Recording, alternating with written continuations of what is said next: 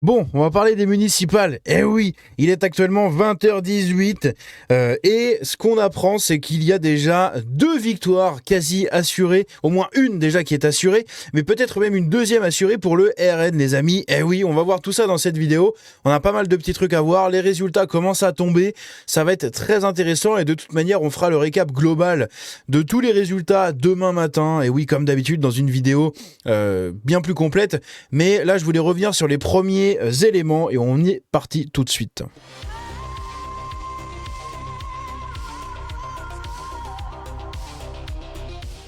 Donc comme je l'ai dit, il est actuellement 20h19, là ça y est, la minute est passée, 20h19 et on a des résultats déjà très intéressants messieurs dames. C'est tout simplement par exemple ici Le Havre. Eh oui, Le Havre, c'est Édouard Philippe, mais le truc intéressant pour Le Havre, c'est les 33% du candidat communiste messieurs dames. Donner l'un des ports les plus puissants, enfin les plus importants de France, à un communiste. C'est beau, c'est magnifique les amis, hein, c'est magnifique. Voilà, donc le RN est à 15% et LFI à 4% au Havre, hein, c'est totalement fini. Encore une fois, on verra au deuxième tour, mais voilà, hein, voilà. Un communiste ou Édouard Philippe, hein, vous faites ce que vous voulez de cette information.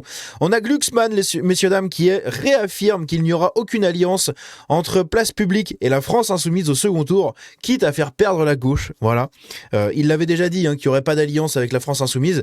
Eh bien, il le réaffirme en ce jour du premier tour. Ici, première victoire du RN, c'est tout simplement à Toulon. Voilà, la candidate Laure Lavalette est largement en tête, du coup, avec presque 40% des voix des Toulonnais, devant Joël Massy, devant Michel Bonus, pourquoi ça ne veut pas s'enlever là, voilà, et devant Magali Brunel, et devant Isaline Cornil, voilà. Donc encore une fois, je crois qu'il reste, hein, c'est une grosse estimation, ou quasiment les premiers résultats, il reste encore quelques bulletins je pense, mais en gros elle est en tête des voix. Donc déjà une première victoire intéressante pour le RN. La deuxième victoire, je vais vous la chercher directement, elle est où la deuxième victoire? Je l'ai perdue dans mes trucs. Bon, je sais pas, je l'ai perdu dans mes trucs. En tout cas, il s'agit de Louis Alliot, qui est déjà réélu au deuxième tour comme comme maire tout simplement de Perpignan. Voilà, il a été réélu. C'est un sondage Ipsos, hein, mais bon, les sondages sont quasi sûrs là maintenant. Et du coup, il est réélu avec 51% des voix, voilà, réélu maire. Donc voilà les 2 victoires du RN. À côté de ça, on a un truc intéressant, c'est que à cette heure-là, le taux de participation aux élections municipales de 2026 est le plus faible de l'histoire de la 5ème République hors Covid. Voilà, on est un peu plus élevé que le Covid, mais quand vous regardez jusqu'à récemment 2014, c'est nul. Les gens perdent de plus en plus confiance dans ces votes-là, en fait, et n'en ont strictement plus rien à foutre, littéralement, puisque on est aux alentours des 40, 50, 55%, je crois, de participation pour ces municipales. On va voir, après, on a le pourcentage, je crois, mais c'est le plus bas de la 5ème République, c'est quand même assez nul. A contrario, à Paris, ils ont atteint les plus hauts taux de participation, en tout cas à midi, depuis 2001, pardon, et vers 17h, ils avaient atteint les plus hauts taux depuis 95. Eh oui, c'est énorme. Donc on verra. À Bordeaux, le candidat macroniste Thomas Cazenave, et non pas Cazeneuve, hein, Bernard Cazeneuve, c'est le fils, voilà. Il a voté sans passer par l'isoloir, ce qui est formellement interdit, encore une fois. En gros, il est arrivé dans le bureau de vote, il a pris son petit truc qu'il avait dans sa poche, il l'a mis dans l'enveloppe et il est parti comme ça. C'est strictement interdit. Voilà. Encore plus quand t'es candidat. D'ailleurs, ici, truc intéressant sur Bordeaux, c'est que sur Bordeaux, donc c'est un maire écolo actuellement, et lui, du coup, c'est le candidat macroniste slash LR.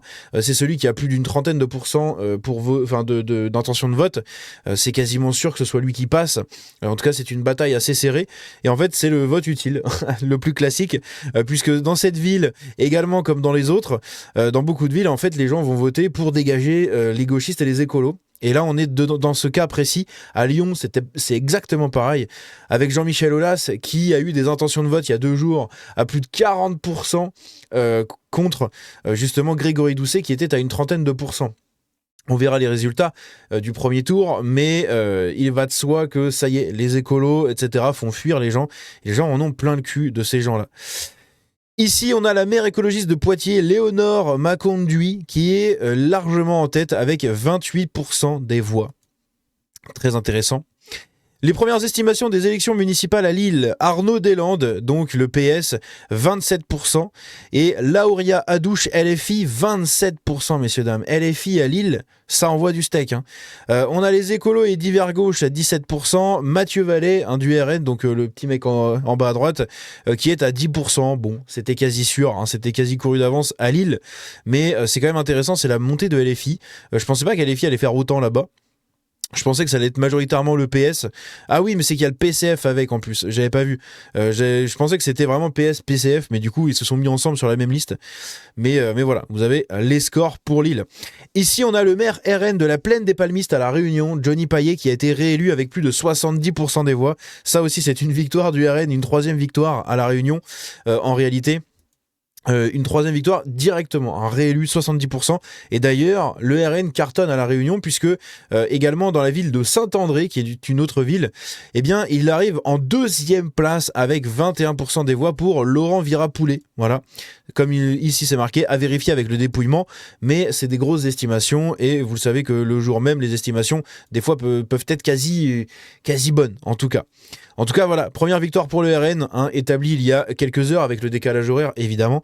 C'est celui-là de Johnny Payet qui est réélu maire d'une ville de La Réunion. Le candidat RN Nicolas Maisonnet remporte la mairie de Vauvert dans le Gard. Exactement pareil, encore une victoire. J'ai mis 2 victoires dans le titre et tout, il va falloir que je le change. Je viens d'y penser, du coup vous verrez le bon titre, le bon titre et la bonne miniature. Mais ouais, dans ma tête, il va falloir que je le change parce qu'en fait, il y en avait plus que ce que j'avais, ce que je me rappelais. Bref, Jordan Bardella qui se réjouit que plusieurs maires sortants du RN aient été réélus dès le premier tour. Eh oui, ça fait plaisir, évidemment. Pour certains, c'est pas une surprise, comme Louis Alliot notamment, et Laure Lavalette, pareil à Toulon. Mais quand même, c'est très intéressant. De petites progressions pour le RN dans les communes de La Réunion où il y avait déjà un candidat en 2020.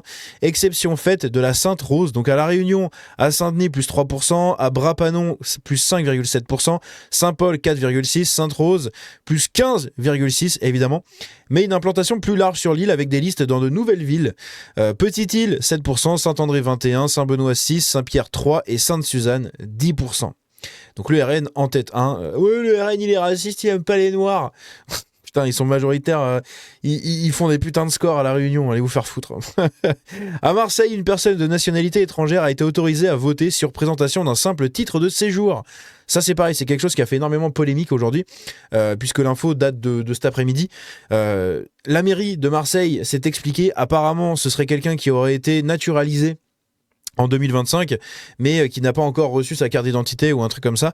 Et du coup, il a présenté son titre de séjour pour valider son identité, mais il aurait été réélu, enfin, il aurait été déjà nationalisé. Donc, naturalisé, putain, au secours.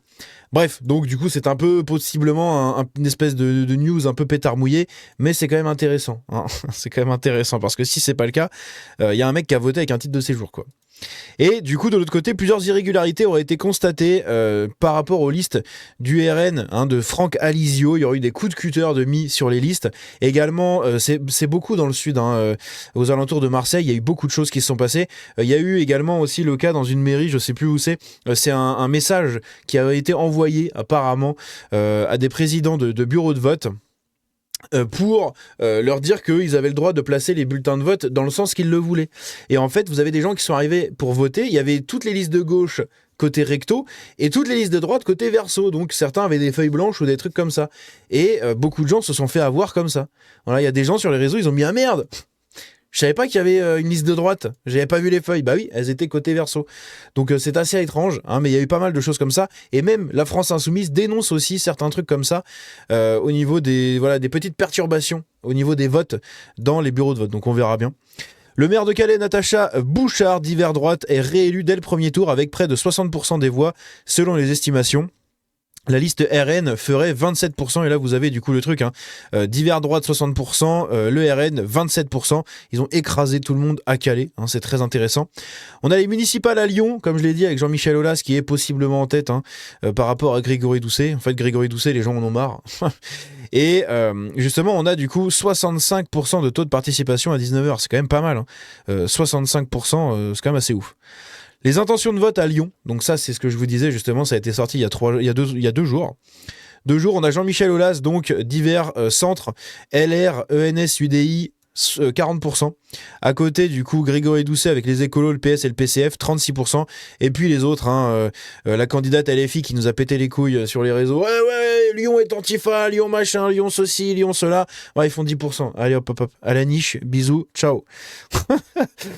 Et enfin, Julien Sanchez à Nîmes du RN est à 30,5%. Il serait ex-aequo avec la gauche et les LR sont à 19%. Donc ce qu'on observe, c'est quelque chose d'assez intéressant, c'est que la droite gagne du terrain absolument partout. On va checker vite fait dans les notifications, savoir s'il y a un peu de neuf à ce niveau-là. Le maire sortant PS et LFI sont au coude à coude, du coup à Lille. Donc ça, on l'a vu. Les résultats de l'élection municipale à Nîmes, c'est une estimation. On a donc le PCF, PC, PS et Écolo, 30%. Le RN, 30%. Ils font ça tout seuls. Ils n'ont pas besoin de 3 partis pour le faire. C'est quand même intéressant. Les LR, 19,5%. Divers droite, 15%. Et LFI, 4%. Donc ciao LFI. Le premier tour dans les autres villes à Calais, donc divers droite réélu, Laure Lavalette en tête. À Saint-Denis, on a Erika Bargette qui a été réélue. Giraud, LFI, pour Roubaix, évidemment, qui est en tête. C'est assez logique. Et à Lens, du coup, on a Robert qui est à 5,7% des voix, donc il a été réélu dès le premier tour. À Bastia, on a Nicolas Battani qui est à près de 17%.